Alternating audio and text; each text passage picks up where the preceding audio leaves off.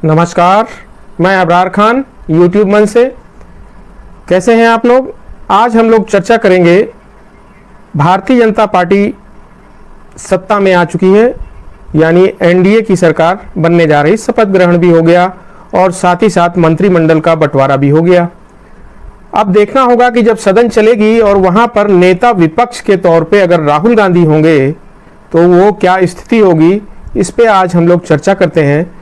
और जो भी नए साथी चैनल में जुड़े हैं, चैनल को सब्सक्राइब कर लें और ज़्यादा से ज़्यादा लोगों तक शेयर करें। कुछ चीज़ें हैं जिसे आप लोगों को जानना बहुत ज़रूरी है कि राहुल गांधी नेता विपक्ष के रूप में नामित किए गए हैं।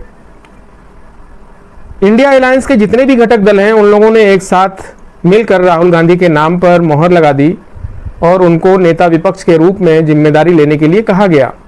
आज अब देखना यह होगा आने वाले समय में, जब केंद्र की सरकार सदन में पहुंचेगी, नेता विपक्ष नेता पक्ष जब सदन में बैठेंगे तो वो स्थिति क्या होगी। 2014 से लेकर के 2024 तक कोई भी नेता विपक्ष नहीं था, जिसका परिणाम ये होता था कि संवैधानिक संस्थाओं में सीबीआई, ईडी, आईटी और बाकी संवैधानिक संस्थाओं में जो लोग चुन करके वहां पहुंचते हैं, अपना जिम्मेदारी ग्रहण करते हैं, तो वहां पर विपक्ष की कोई भूमिका नहीं हुआ करती थी, क्योंकि नेता विपक्ष कोई नहीं था। वहीं पर ये चुनाव संपन्न होने के बाद राजनीतिक विश्लेषक जितने भी हैं, उन्होंने बिल्कुल साफ साफ बता दिया अब कि ये जो विश्लेषण हुआ करते थे कि तीसरी बार एनडीए की जो सरकार आने वाली है वो पूर्ण बहुमत से आएगी, जबकि उल्टा ये हुआ कि भारतीय जनता पार्टी ने राष्ट्रीय जो बहुमत उसको प्राप्त होता था 272 का, अकेले दम पर भारतीय जनता पार्टी को वो भी कहीं ना कहीं उन्होंने खो दिया, क्योंकि इस बार उनके पास पूर्ण बहुमत उनके भारतीय जनता पार्टी को पूरी तरह से जनता ने नहीं दिया। 242 सीट दे दिया उनको और स्थिति ये हुई, भाजपा ने सदन में अपना बहुमत खो दिया है। और एग्जिट पोल जिस तरीके से अपना गिनती दिखाने का काम कर रहा था, तो जनता का जो फैसला आया, उस फैसले ने कहीं ना कहीं प्रधानमंत्री नरेंद्र मोदी के समर्थकों को भी पूरी तरह से चौंका दिया। आप लोगों को पता ही होगा कि पिछले 10 वर्षों से राष्ट्रीय जनतांत्रिक गठबंधन यानी एनडीए के तहत ये सरकार चल रही थी, लेकिन नेता विपक्ष कोई नहीं था। लेकिन अब इस 5 साल में होने क्या जा रहा है कि नेता विपक्ष भी होगा, लेकिन निर्भर रहना पड़ेगा एनडीए के ऊपर, क्योंकि पहले 10 सालों में जो सरकार चला करती थी तो एनडीए का कोई मतलब नहीं हुआ करता था। वहां पर सिर्फ और सिर्फ भारतीय जनता पार्टी का मतलब होता था कि नरेंद्र मोदी जी, प्रधानमंत्री नरेंद्र मोदी जी, उनका ही फैसला आखिरी फैसला लगभग हुआ करता था। और सारे एनडीए के जितने भी घटक दल थे, जितने भी उनके सहयोगी दल थे, उनको उनकी बात को मानना पड़ता था। इसके आगे उनके पास कोई चारा नहीं हुआ करता था। अब स्थिति बदल गई है। आप लोगों ने देखा जिस तरीके से लगभग 2 महीने का ये चुनाव प्रचार चला और चुनाव प्रचार के बाद कांग्रेस ने अपनी संसदीय जो सीटें हैं उसमें लगभग डबल का इजाफा किया, लगभग उनकी सीटें दुगनी हो गई। और मोदी जी के सत्ता में आने के बाद से यह उनका सबसे अच्छा परिणाम रहा है। यह वापसी राहुल गांधी के लिए एक तरह अनुकूल है, जिन्हें 2019 में उत्तर प्रदेश के अमेठी शहर का प्रतिनिधित्व करने वाली सीट पर शर्मनाक हार का भी सामना करना पड़ा था।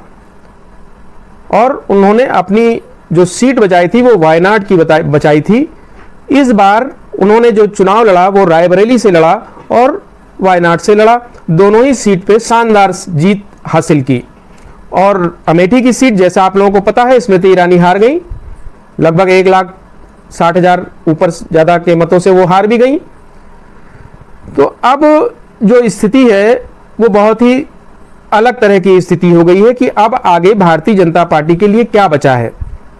और आखिर ये जो सफलता जो मिली है कांग्रेस पार्टी को, उसके पीछे की वजह क्या थी कि राहुल गांधी जी ने जो लंबी यात्राएं की, 4,4200 किलोमीटर की पद यात्रा की, उसके बाद उन्होंने न्याय यात्रा बस और पदयात्रा के माध्यम से निकाला, जिसका फायदा उनको मिला। और सारे इंडिया अलायंस के दलों ने एक साथ एक सहमति के साथ में उन्हें नेता विपक्ष बना दिया।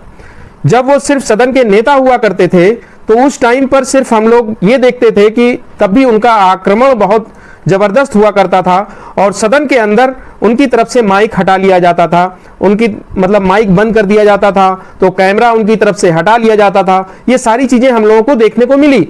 लेकिन अब क्या होगा आगे, जब प्रधानमंत्री के रूप में सदन में माननीय नरेंद्र मोदी जी होंगे और नेता विपक्ष के रूप में राहुल गांधी होंगे, तो स्थिति क्या होगी। इसमें कुछ जो लेखक हैं उन्होंने अपनी कुछ राय व्यक्त की है, जिसमें एक तो लेखक वो हैं जिन्होंने मोदी जी की जीवनी लिखी थी, जिनका नाम है नीलांजन मुखोपाध्याय। उन्होंने एक बात उन्होंने कहा है कि अति आत्मविश्वास का स्वर था मोदी जी के भाषण में। वह ऐसे समय में जब भारतीय जनता पार्टी से कई लोग बढ़ती कीमतों, बेरोजगारी और आय असमानता की वास्तविकताओं से जूझ रहे थे, जो इतनी व्यापक थी कि अब यह ब्रिटिश शासन के समय से भी बदतर हो गई थी। ये उन्होंने कहा जिन्होंने मोदी जी का स्टोरी, उनके लाइफ की पूरी स्टोरी लिखी थी, किताब लिखी थी। ये उन्होंने अपने विश्लेषण में कहा। वहीं पर एक राजनीतिक विश्लेषक हैं जिनका नाम है असीम अली। उन्होंने कहा कि इसका परिणाम यह हुआ कि भाजपा एक आपदा की ओर गहरी नींद में चली गई।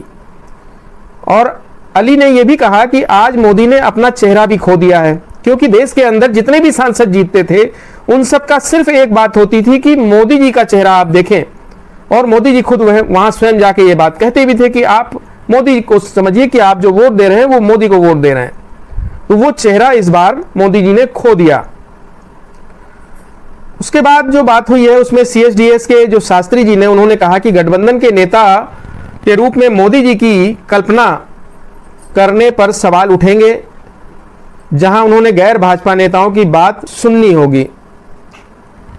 उसी में मिस्टर अली जो हैं उन्होंने आगे अपनी बात को ये कहा है कि बीजेपी ने जमीनी हकीकत को समझने में विफल रही है और मोदी के इर्द गिर्द आसपास में हाँ मिलाने वालों की जमात ने संभवतः उनकी पार्टी को अंधा कर दिया। उन्होंने कहा ऐसा लगता है कि राजा को केवल वही कहानियां सुनाई गई जो वो सुनना चाहता था। उन्होंने कहा भाजपा के लिए महत्वपूर्ण है कि फीडबैक तंत्र हो और सत्ता का विकेंद्रीकरण हो। तो पिछले एक दशक में बहुमत वाली भाजपा सरकार के तहत असहमति, राजनीतिक विपक्ष और मीडिया का दमन के आरोपों के बीच भारत कई लोकतांत्रिक सूचकांकों में भी नीचे गिरा है। मोदी ने प्रधानमंत्री के तौर पर पिछले एक दशक में मतलब पिछले 10 सालों में उन्होंने कोई भी प्रेस कॉन्फ्रेंस को संबोधित भी नहीं किया। ऐसा जानकार विश्लेषक जो है वो इन बातों का आरोप लगा रहे हैं। आरोप लगाना मतलब उन्होंने विश्लेषण किया इस बात का कि इन्होंने इस कारणों की वजह से वो अपना ये चुनाव हारे हैं।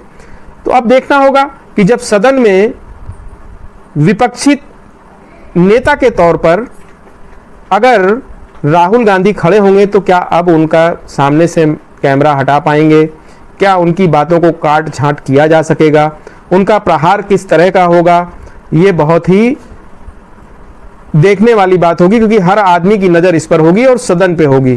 क्योंकि अब प्रधानमंत्री नरेंद्र मोदी जी की जो सरकार है वो बैसाखी के सहारे है। एक बैसाखी है TDP की, चंद्रबाबू नायडू वाली, और दूसरी बैसाखी है NDA के घटक दल JDU की, नीतीश कुमार की। और बताया जा रहा है कि दोनों ही लोग नाराज हैं भारतीय जनता पार्टी से, यानी प्रधानमंत्री नरेंद्र मोदी जी से, क्योंकि उन्होंने जो मंत्रालय या जो विभाग मांगा था अभी तक उस पर किसी भी तरह का ऐसा फैसला देखने को नहीं आया और ना ही इस तरह का कोई बयान आया कि वो खुश हों। तो अब देखना होगा स्थिति क्या होती है। और आने वाले समय में हम लोगों को सदन में जो एक नज़ारा, एक जो वार्तालाप का तौर तरीका जो देखने को मिलेगा वो बहुत ही अद्भुत होगा और वो बहुत ही शानदार होगा। तो बहुत बहुत धन्यवाद। जो भी नए साथी जुड़े हैं चैनल को सब्सक्राइब कर लें और ज़्यादा से ज़्यादा लोगों तक शेयर करें। बहुत बहुत धन्यवाद।